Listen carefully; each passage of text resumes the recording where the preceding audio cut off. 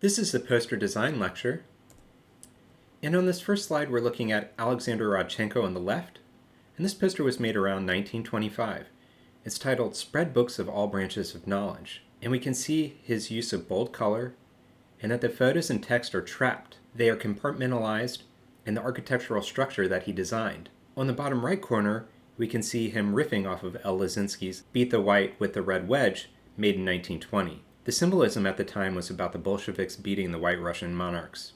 And if we look at this closely, we can see that the White Russian monarchs are this white circle, and the Bolsheviks are symbolized by this red triangle. And we can see it kind of shattering or opening that white circle. Both of these designers were part of the Russian constructivist movement. We can see balance, angularity, movement, strict use of the grid forms, and geometry. On the top right corner, we can see that the designer for the Franz Ferdinand record was heavily influenced by the Rodchenko poster, Spread Books of All Branches of Knowledge. We're looking at Viktor Koretsky. He is a Russian propaganda artist and tried to convince the world of communism's moral integrity. If we look at the left side, we can see brotherhood and equality among all nations. That was from 1965. We can really see this balance, the use of symmetry and asymmetry simultaneously. We can also see a focus on balance. On the right side, we're looking at Solid Peace for the World. It was made around 1960. And we see people from all nations holding one flag as they are unified. The integration of text on these two posters are very subtle. Image becomes the top of the hierarchy. We're looking at more posters by Viktor Koretsky. On the left side, it says, "People will break the monopolies," and it was made in 1960. The snake is representing the monopolies, and we can see this proletariat man wrestling the snake, and the text embedded or entangled within the image. On the right, we see "We Demand Peace," which was made in 1952, right after the wars. It was an anti-imperialist propaganda for friendship of all nations. It was against war and also unifying the UN. The text embedded in the flag says, "We demand peace," as we see this image of a proletariat worker banging his hand on the table of the UN saying, "We demand peace." We're looking at Emory Douglas. He was the sole illustrator for the Black Panthers around 1970. His subject matters often revolved around peace and equality of African Americans and Africans. If we look at the left, we can see the juxtaposition of the rigid industrial bombs over the organic illustration of a poor victim. We see an example of the poor and people of color being victims of war. On the right, we see an image of a Black Panther fighting back against the police and oppression of Black Americans. It says, "We always keep close watch on the fascist movements so that they will have a miserable ending." And one thing we see congruent with a lot of these posters that we've been looking at is that they're very simple, two colors and very bold statements. On the left, we're looking at Milton Glaser from around 2005. It says, "We are all African." And he put them around New York City in response to Darfur and the Sudanese genocide, a very powerful image of unification. On the right side, we have a United Colors of Benetton campaign poster. This one revolves around racial unification, with the actual photos of hearts from different people. And we can see that they all look the same. Very powerful. On the left, we're looking at Banksy in 2007. This was a symbol he put up on the West Bank wall. And it's very ironic as we can see that the peace dove has a bulletproof vest with a target. Obviously, this isn't a poster, but I thought it would go well with symbolism, things that we're going to be dealing with our poster design. On the right, we see a United Colors of Benetton campaign poster, and it's a Prime Minister of Israel kissing the President of Palestine. And specifically on the poster, it says, "Unhate. United Colors of Benetton supports the Unhate Foundation." We're looking at an Amnesty International poster. Amnesty International is an advocacy group for international law and peace. And on this, we can see a world described by images of war. That war exists in all parts of the world. And in the quote at the bottom, it says, "Everybody is against everybody. Somebody has to be for them." And then under that, the subtitle says, "Amnesty International, 27 years of supporting the rights for all." specifically advocating for refugees of war. This is a poster designed by Copper Green, which was made around 2005. Milton Glaser wrote about this in the Design of Dissent book. It's a parody on the dancing iPod commercials from around the mid-2000s. Copper Green guerrilla posted this poster around San Francisco, New York City, and LA. We can see that this poster was specifically a response to the torture at Abu Ghraib prison and to the illegal war in Iraq. And at the bottom we can see it says 10,000 volts in your pocket, guilty or innocent. So in Milton Glaser's book, The Design of Dissent, he kind of breaks down the research and influences that Copper Green potentially used, this heavy symbols that we can see throughout history. On the top we see photography that's inspired by public execution and humiliation from the Spanish Civil War to the Vietnam War to Palestine to Guantanamo Bay. In the middle we have images of the Ku Klux Klan, Jesus, the Black Moses Isaac Hayes, Barbara Kruger's feminism, The People vs. Larry Flynt. And on the bottom, we have cave paintings, Greek earthenware, we have the silhouette of Sonny Rollins' jazz record. We also have the Hitchcock Vertigo, where we see that silhouette. We also have Paul Smith and the iPod logo. So all of these things went into influencing Copper Green's resolve. Obviously, she wasn't directly looking at every single one of these things, but it was kind of like amalgamating all of these images and coming to this conclusion of an ironic subversion of these historical images. We're looking at Feng Chen. The reason I wanted to show you these aren't very typographic heavy images, but I thought they were very powerful on their own. And students are going to have to, for this project, start developing posters that have hierarchy. And I imagine some people will choose image as their hierarchy, and some people will choose text as their hierarchy. In this case, Feng Chen chooses image as hierarchy. On the left side, we can see it's an anti-war poster, where it looks like a hand possibly has blown off fingers, and it's holding a peace symbol. On the right side, we see a money symbol at the top, and it reads like a vision chart. If we can see the second level is man and woman. And then on the third level, we see that endangered species start getting involved. And then it keeps going down and down till we don't see anything. So very much specifically talking about capitalism and humans exploiting nature. We're looking at Shepard Fairey here. These are anti-war posters that were made around the time of the Iraq War between 2004 and 2006. On the left it says, "Make art, not war." And we can see this very symmetrical image, but also playing with asymmetry. We see the counterbalance of art and not, and make and war. Also a very simple image of these flowers inside of these guns, but then at the bottom his kind of characteristic obey imagery. These are more of Shepard Fairey's poster designs. On the left we see one about clean energy. He's made a very graphic image, very much referencing Russian propaganda posters, very minimal color scheme. At the bottom it says "Clean Energy for America," and then in the subtitle it says "Power Up America." And then on the right side he has a poster about voting. It says "Vote," and then there's a ballot box with a little speaker on it that says, "This call to action provided by Obey." That's his organization, Obey Giant. So it's like Shepard Fairey telling you to go vote. So we're looking at a Greenpeace poster here. Greenpeace is very aggressive with their imagery in regard to cruelty to nature, cruelty to animals. So in this poster we see a print from an actual bird that was from the Rena disaster. And it's oil on a bird, and they obviously stamped it to paper and made it the poster image. And then at the bottom it says, "This oil print was made using an actual bird killed in the Rena disaster." Obviously, the hierarchy becomes the shocking image of this bird dead that's imbued with oil. And then the title comes in, and then it's kind of a second punch. Very powerful.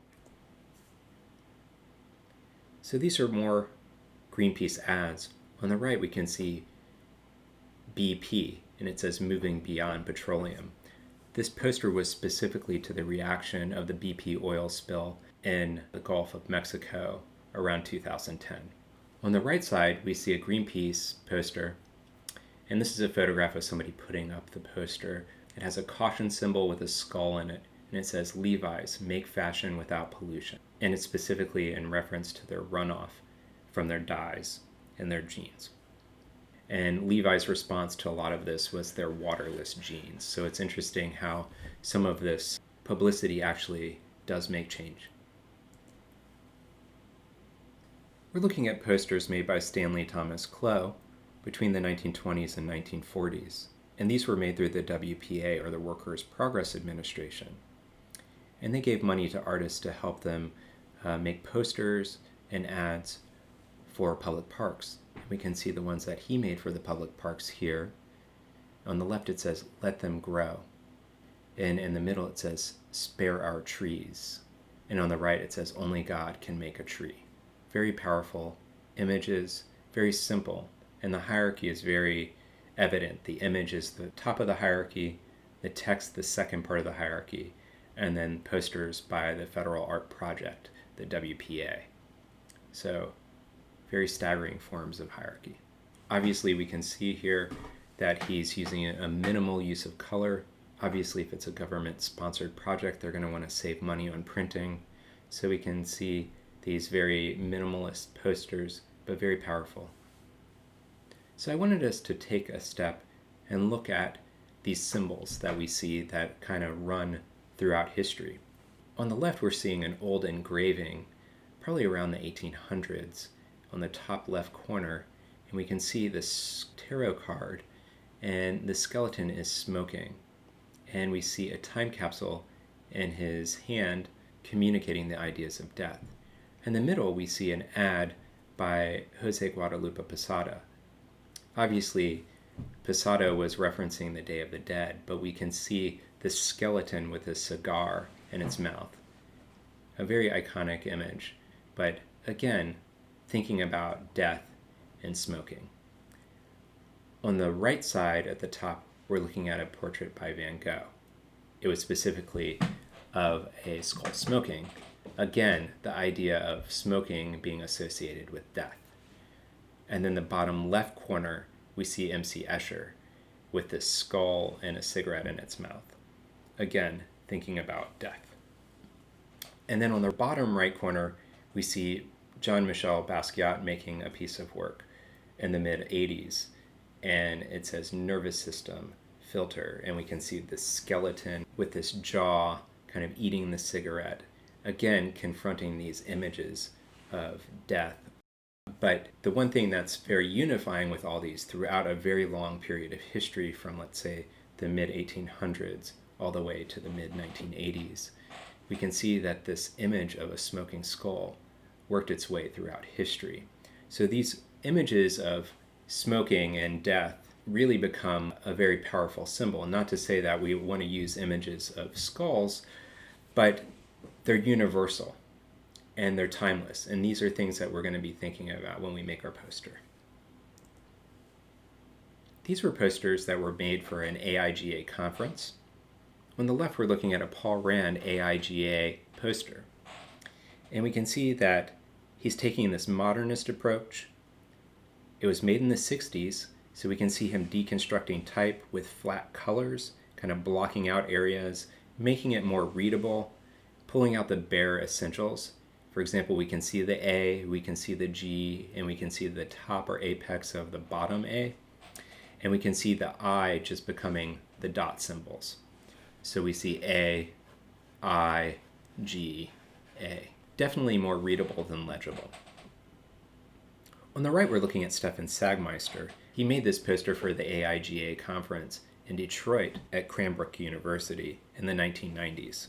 He was working with the shock of the image and the distance a designer would go to get a captivating poster. We can see that his hierarchy is obviously the shocking photo.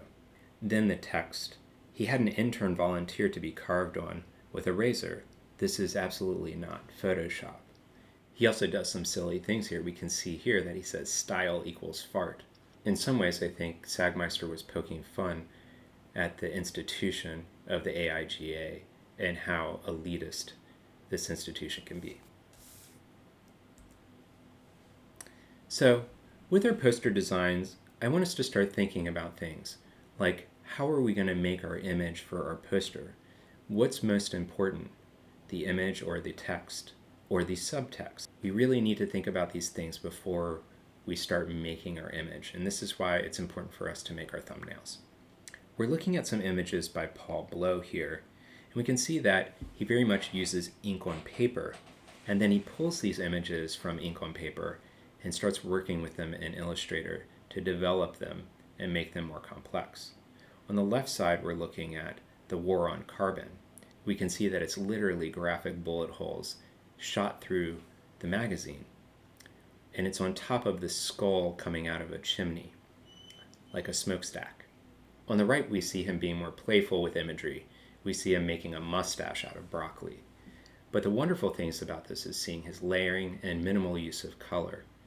It's very important when we're designing to not use too much color. We want the importance to be the focus of what's happening, not the oversaturation of imagery. This is Christopher Silas Neal, and again, I wanted students to look at different ways of designing or making illustrations because that's important with poster design.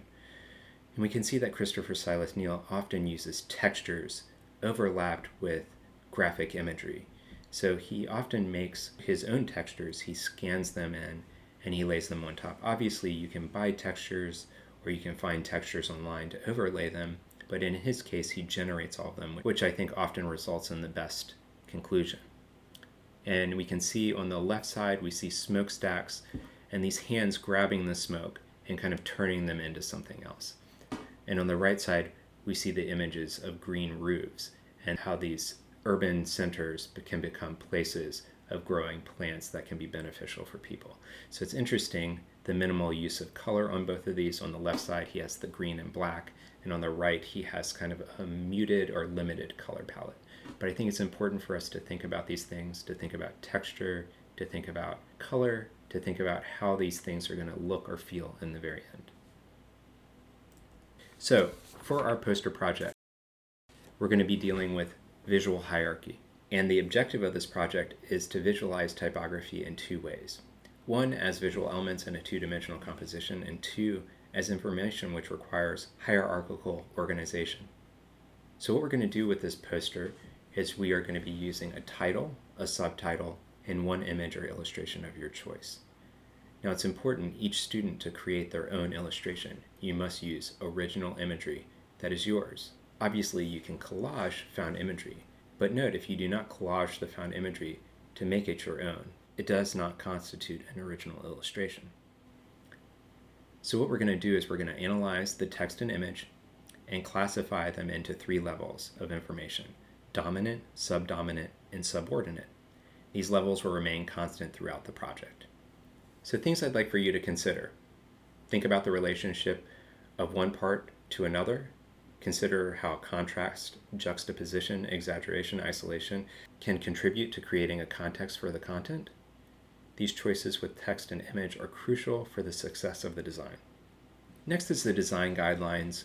Read over the briefs carefully to help you choose what project you want to work on.